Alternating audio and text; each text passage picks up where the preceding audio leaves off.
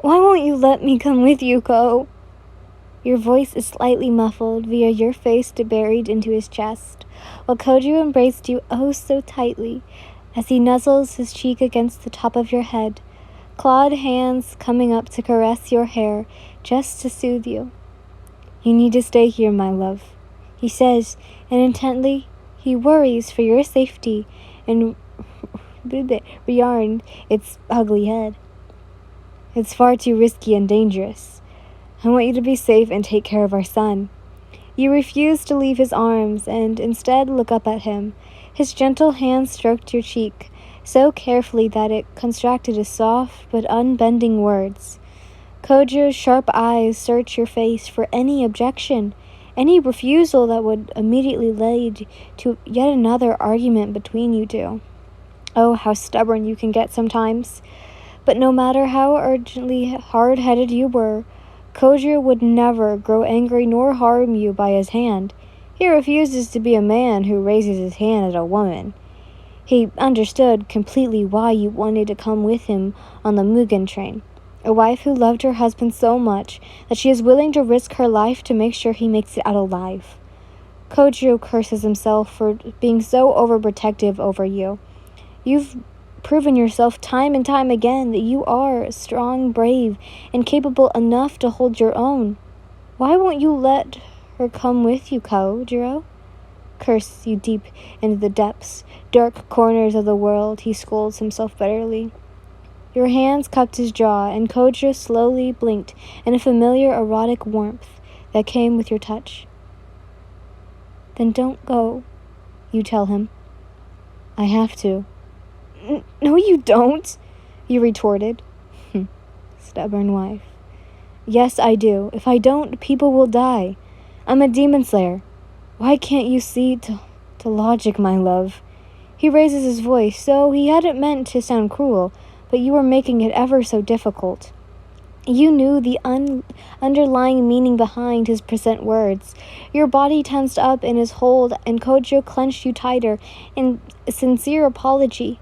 He told you 1 day ago, before the kiss, before he fell in love, that he would, under no circumstance, hold his title as Flame Husher between your growing relationship. Now you're his wife, and the chances of death hovering above you two. Kojo realized that he would never be able to fully drench his duty as a demon slayer for you. I know that, Kojiro. I know it's not always safe for you, or me. In the back of your head, you knew deep down that this world eventually show its ugly face again. It always did. I just wanted one more night with you, you tell him, and yet Kojiro's heart is still in love with you. Why do you risk yourself so foolishly? And the question slips from you. Why? Kojiro groans when you dislike his logic once more. You took a slight step back, but his strong arms refused to let go of you. His body and mind were torn in two, working against each other for his selfish reasons. To keep you safe, you stubborn girl, is what he wanted to say, but he held it back. No, every second wasted in a gamble for her safety. His brows scrunched up in conflicting displeas. Hidden what-ifs and thoughts of you getting hurt, ripped out of his life, were clouding his mind. The same thoughts when you were kidnapped by the Pied Pipe demon and Asuka back in Kazuna village, or when you faced off against the flourishable demon Satsujin in Genshidal, Wyoming. It tore his very spirit, but when you looked at him with those eyes, those beautiful eye-colored eyes that pulled him to yield every single time, he shut down. It isn't obvious, my sweet flame. I've told you already 1,000,000 times.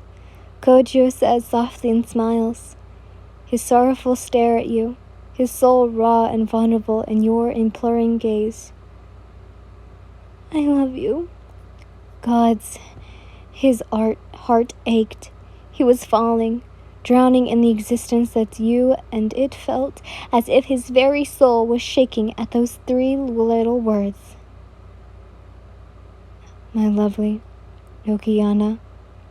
Kojo allowed a single tear to slip out before he crashed you back into his trembling body.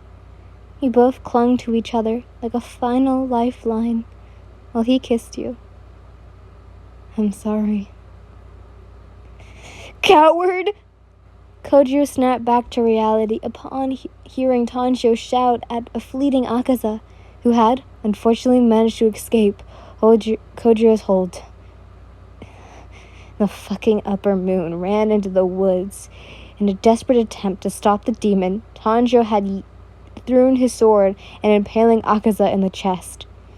Why are you running? The boy continued to shout angrily. 'Cause you're a stupid coward, that's why. Kojiro won this fight. He'll always be stronger than you. Because he's an amazing human. Being with a heart of gold who will never let anyone die. This isn't over. We demon slayers will keep fighting and hunt all of your demon butts down. We won't stop. We'll never stop. Until every last one of you is dead and gone, you hear me? Tanjiro then lets out an angry cry, but it doesn't stop Akaza as he departs into the thicket and out of sight. Hearing his young Kasakai's spirit fire and seeing him burn with such rage made Kojiro smile in admiration. The boy was right. Although Kojiro didn't succeed in killing Akaza, however, he did manage to fight and stay alive long enough to see the morning sunrise. Alas, though, his body felt heavy, like a veil, and that Kojiro could no longer stand up. Every organ in his body was slowly shutting down, and his vision was slowly turning back. No need to shout, Kamado, my boy. He finally found the strength to speak. How? When he had a large hole in his chest. Was beyond human understanding, but it really didn't matter. As long as his heart and lungs were slowly going, he can give his final words. If I die, it'll be my loss, he tells him, before weakly gesturing Tanjiro to come over. Come here. The young teen did as told and calmly made his way over to his Aneki/mentor. There's a brief silence as Kojiro glanced at Kojiro with one good eye. I need to tell you something, he says. Rengoku, please don't talk. Tanjiro tells him, with tears in his eyes, seeing his senpai so badly wounded and bleeding. Can you? Is there some way you can perhaps use your breathing to stop the bleeding? The young warrior asked. Kojiro chuckles heartily, which awes Tanjiro. Even whilst on the bed of death, Kojiro is still so blissful. I'm afraid there isn't. I'm going to die soon, so I'm gonna speak while there's time. Don't say much things, Rengoku-san. You're going to be okay, Tanjiro says, trying to remain positive, but it does so little to ease the pain in his heart. Kojiro chuckles softly again. How he wished it was true. But unfortunately, life didn't work like that. It'll be a miracle in order for him to survive like this. He's in so much pain right now that he is slightly begging for it to somehow go away. And the only way is death. Listen, Kojiro starts. Please do me a favor and tell my little brother, Senjiro, that he should proceed down a path he thinks is right. He's a good person, so whatever he chooses to do, tell him that I'll always be proud of him. Tanjiro, along with Inosuke, Zenitsu, and Nezuko, were saddened. Kojiro is speaking his final words as tears began streaming down their face. Tell my father, Senjiro, to take care of his body for the sake of his health, and that I never held any grudge against him for being aloof. Suddenly, Kojiro's mind flooded a certain skin-colored woman with a baby boy in her arms, his beloved Yin, and Santayo. Tanjiro's eyes widen as he sees tears stream down Kojiro's face. And finally, please tell my wife, Yin, that I'm sorry. He smiles sadly. She wanted to go with me on the mission, but I couldn't risk the thought of anything happening to her. I know she's going to be very heartbroken and sad. So please, if you have the time, pick a bunch of her favorite flowers for me and place them into her arms and tell her they're from me. A soft laugh escapes his face. Tell her that I love her, and even if she cries or curses, hug her for a while, Kojiro adds. Also, tell my son Tayo to believe in himself and always to be kind. He's going to do great things in life when he grows up. Tell him he's capable of achieving anything if he puts his mind to it, and that I am proud to be his father. That was when all too much for Tanjiro's heart to bear as he averted his gaze to his lap, his hands gripping tightly onto the fabric of his pants. Of all people, why does it have to be Kojiro? A good man like this shouldn't have to die. It's not fair. Why did someone create someone so full of sunshine and sweetness only to throw him under the bus and kill him, take him away in a gut-wrenching way? It's not fair, damn it! Young Kamado. Kojiro's voice snaps him back to reality as Tanjiro averted his gaze back to the flame pillar. I believe in you, your sister, and your friends. I accept you all as demon slayers. And I thank you for being such wonderful Kasakai, he tells them proudly. So please, live with your heads held high, no matter how disheveled you may be on your own weakness or usefulness. Set your heart ablaze, grit your teeth and look straight ahead. Even if you stop and crouch down, time won't wait for you or struggle you, and grief along with you. Don't be disheartened that I'm going to die here. As a Hashira, I would always protect my juniors. Kojiro courses. Rengoku-san. Tanjiro sobs and leans towards Kojiro before hugging him, being mindful of the deep wound in his chest.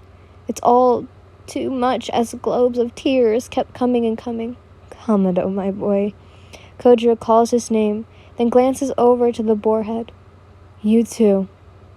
He motions him over, which Inosuke didn't hesitate to do as he hugs the flame pillar, and finally, Kojiro glances over at Zenitsu, who is carrying the box that contained Nezuko. And golden hair boy, he says and waves him also over. Zenitsu sobs uncontrollably, carefully leaning over Kojiro and embracing them. All four of them sharing a warm group hug as Kojiro smiles happily. All of you, since have ways to go, and I believe in you. Someday you will become strong Hashira, who will aid and encourage the next generation of demon slayers. So until then, continue getting stronger and enjoy life until it's your last, he tells them. Kojiro then felt a sudden presence, and he opened his eyes to see the spiritual appearance of his mother, Ruka. It would have seemed his time has come as Kojiro smiled. Did I do good, Mother? A smile crossed her lips as Ruka nods to her son, her wonderful son. With that, Kojiro calmly closes his eyes, welcoming the sweet embrace of death, as breath finally ceased. Yen, my love, I'm so sorry. I wish so much you wouldn't cry today. You may hate me for leaving you abruptly, and I don't blame you. I'm sorry. I won't be with you till the end, but please know that I will always love you. You know how much joy you've brought me, and how proud I am to have a wife like you. As the sun rises, and I want to be there to hold you close, let its light found your eyes and dry your tears. Farewell, my snowflower.